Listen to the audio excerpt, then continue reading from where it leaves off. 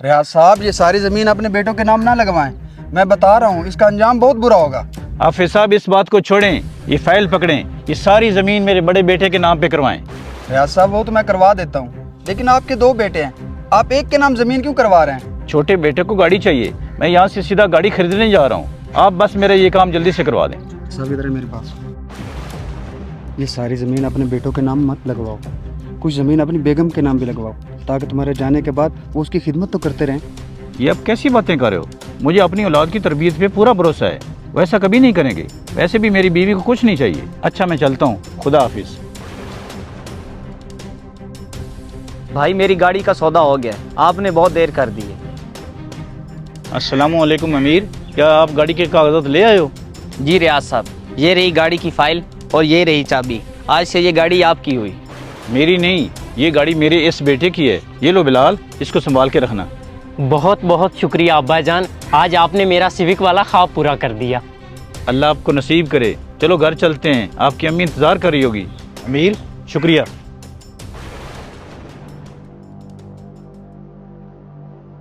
آگے آپ لوگ، میں آپ ہی کا انتظار کر رہی تھی، چلے جلدی سے بتائیں کیا کھائیں گے آپ؟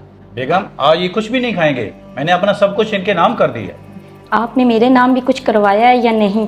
بیگم تمہیں کس چیز کی ضرورت ہے؟ ہم تو زندگی گزار چکے ہیں، ہمارا سب کچھ بچوں کا تو ہے۔ وہ بات تو ٹھیک ہے، لیکن جب ان کی شادی ہو جائیں گی نا تو ہم ان پر بوجھ بن جائیں گے۔ تم بے فکر ہو، ہماری اولاد ایسا نہیں کرے گی۔ آپ کے والد کی طبیعت بہت زیادہ خراب ہوتی جا رہی ہے اور ان کو جو بیماری ہے اس کا بہت زیادہ مہنگا علاج ہوگا، آپ جلد سے جلد پیسوں کا انتظام کریں۔ بلال باہر آؤ، میری بات سنو۔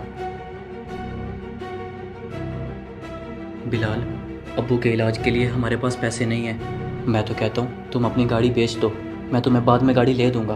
میں کیوں بیچوں اپنی گاڑی؟ تم اپنا پلاٹ بیچ دو، اس سے ابا کا علاج آسانی سے ہو جائے گا۔ تمہارا دماغ تو ٹھیک ہے، میں اپنا پلاٹ کیوں بیچوں؟ تمہیں پتہ تو ہے میری شادی ہونے والی ہے، بیوی بچوں کے لیے بہت ضروری ہے، تم اپنی گاڑی بیچ دو۔ اب تمہاری لڑائی کا کوئی فائدہ نہیں ہے، تمہارے والد اس دنیا میں نہیں رہے۔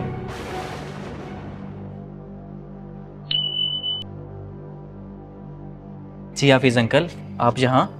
آپ کی والدہ سے ملنے آیا ہوں، کافی دن ہو گئے تھے، کیا وہ گھر پر ہیں؟ اماں تو گھر پر نہیں ہیں، وہ ماموں کی طرف گئی ہیں۔ اچھا، تو آپ کو معلوم ہے وہ کب واپس آئیں گی؟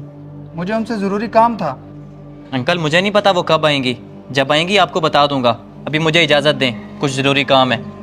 رکو، تمہیں جھوٹ بولتے ہوئے شرم نہیں آئی؟ کیا مطلب؟